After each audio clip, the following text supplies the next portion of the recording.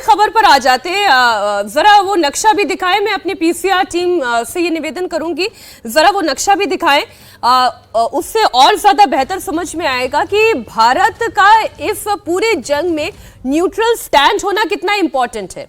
उसके पीछे कारण यह है कि जो हमारा तेल आयात हो रहा है, जिस रूट से आयात हो रहा है, वहां से अभी हमें इकोनॉमिकल पड़ रहा है। दयाल सर, ये बंदर अब्बास जो है पोर्ट, उसकी तस्वीर है, यूएई ओमान की सिचुएशन, और ये जो पूरा गल्फ है, इसे आप थोड़ा सा समझाएं सर। देखिए, जो स्टेट ऑफ हॉर्मूज है उसके थ्रू जो हमारा 20% ऑयल आता है, तो जो हम सऊदी अरेबिया से, यूएई से, खासकर हमारी गैस, पूरी की पूरी गैस पाइपलाइन जो है वो यहीं से, हमारी मैक्सिमम गैस जो है हमारी एलपीजी यहीं से आती है जी। तो ये हमारे लिए उस पॉइंट ऑफ व्यू से क्रिटिकल है।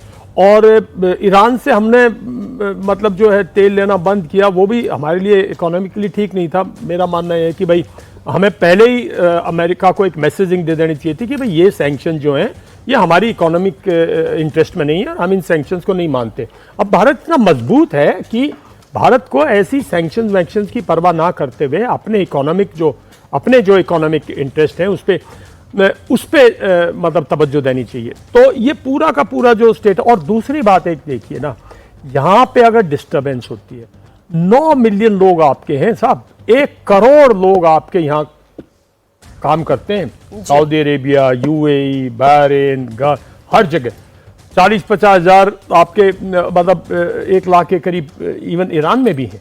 और मैं आपको एक बताऊं, यहाँ से आप $125 बिलियन हर साल आपको रेन्यूमरेशन आते हैं।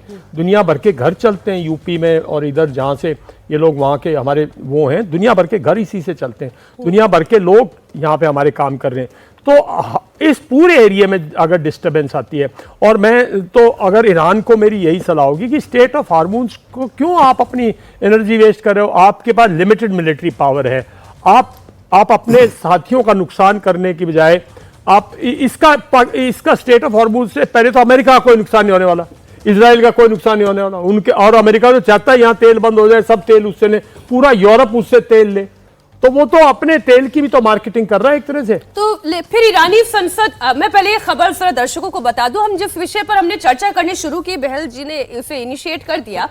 दरअसल इजराइल और ईरान युद्ध के बीच दुनिया के लिए परेशान करने वाली खबर यही है कि अमेरिका के हमले के बाद ईरान की संसद ने हॉर्मुज स्ट्रेट को बंद करने की मंजूरी दे दी है। हालांकि ईरान की सुप्रीम नेशनल सिक्योरिटी काउंसिल को इस फैसले को लागू करना अभी बाकी है, अभी केवल मंजूरी हुई है।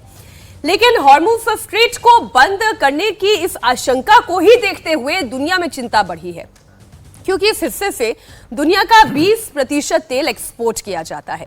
साथ ही पूरी दुनिया में सप्लाई होने वाली 1/3 प्राकृतिक गैस यानी कि एलएनजी भी इसी रूट से सप्लाई की जाती है।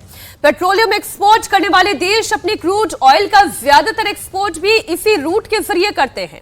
तो स्ट्रेट ऑफ हॉर्मुज यानी कि ईरान और ओमान के बीच का एक महत्वपूर्ण वो सकरा समुद्री रास्ता है, जिसके बंद होने से पूरी दुनिया के लिए तेल संकट खड़ा हो सकता है। इसी रास्ते से हर महीने 3000 से भी ज्यादा तेल और गैस के जहाज गुजरते हैं। हॉर्मुज स्ट्रेट की अहमियत का अंदाजा आप इस बात से भी लगा सकते हैं कि दुनिया की कुल तेल आपूर्ति का लगभग 5वां हिस्सा इसी रास्ते से होकर गुजरता है। यानी कि हर 5 लीटर में से 1 लीटर तेल की सप्लाई इसी जगह से हो रही है।